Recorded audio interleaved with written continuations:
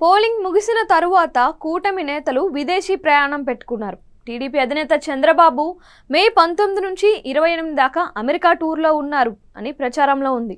ఆయన అనేక దేశాలు తిరిగి వచ్చారని వైసీపీ విమర్శలు చేసింది. మొత్తానికి చూస్తే బాబు 29న హైదరాబాద్లోని తన ఇంటికి చేరుకున్నారు. జనసేన అధినేత పవన్ కళ్యాణ్ టూర్ కూడా విదేశాల్లో సాగింది అని అన్నారు. అయితే దాని మీద ఎటువంటి అప్డేట్స్ లేవు. చంద్రబాబు ఈ నెల 30 నుంచి ఉండవల్లిలోని తన నివాసంలో ఉంటారు. ఆయన మంగళగిరిలోని పార్టీ కేంద్ర కార్యాలయంలోకి కూడా వెళ్తారు. కౌంటింగ్ అయ్యేంత వరకు బాబు ఉండవల్లిలోని నివాసం నుంచే పరిశీలన చేస్తారని పార్టీ వర్గాలు తెలిపాయి. ఇక పవన్ కళ్యాణ్తో చంద్రబాబు కలిసి ఈ నెల 31న ఉండవల్లిలోని తన నివాసంలో పోలింగ్ సరళి మీద పూర్తి స్థాయిలో చర్చిస్తారు అని టాకు. పోలింగ్ జరిగి 18 రోజులు అప్పటికే అవుతుంది కాబట్టి గ్రౌండ్ లెవెల్ నుంచి పూర్తి సమాచారం తెప్పించుకొని ఇరువురు నేతలు దాని మీదనే లోతైన అధ్యయనం చేస్తారు అని చెబుతున్నారు.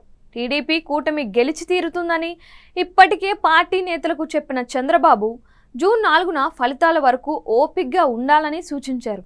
ఇక జనసేన టీడీపీ కలిసి ఫలితాల విషయంలో పూర్తి స్థాయిలో రివ్యూ చేసిన తరువాత కౌంటింగ్ గురించి కూడా చర్చిస్తారు అని వినపడుతోంది.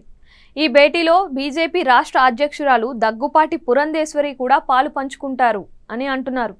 పోలింగ్ రోజున జనసేన టీడీపీ బీజేపీ పూర్తిగా కోఆర్డినేషన్తో పనిచేసి మంచి ఫలితాలు సాధించాయి. అదేవిధంగా కౌంటింగ్ రోజున కూడా ఒక కోఆర్డినేషన్తో పని చేయాలని కూటమి పార్టీలు భావిస్తున్నాయి.